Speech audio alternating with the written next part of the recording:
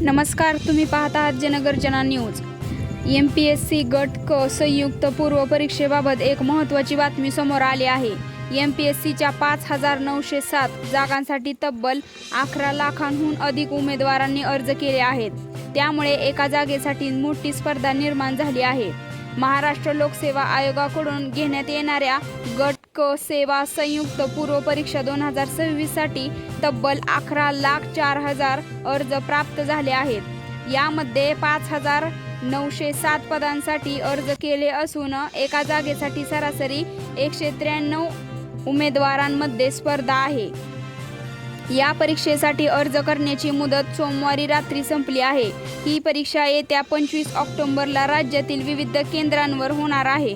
राज्य शासनाच्या विविध विभागातील गट क पदांसाठी MPSCने 25 जून रोजी जाहिरात प्रसिद्ध केली होती। सुरुवातीला 2,619 पदासाठी जाहिरात काढण्यात आली होती। त्यानंतर सुधारित जाहिरात प्रसिद्ध करून पदसंख्या वाढवण्यात आली आहे।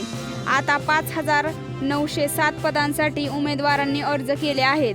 फोटोमध्ये दिलेल्या माहितीनुसार 2023 मध्ये 10,41,000 उमेदवार पात्र ठरले होते। त्याच वर्षी 5,644 तलाठी पदांसाठी सुमारे 11.1 लाख अर्ज झाले होते।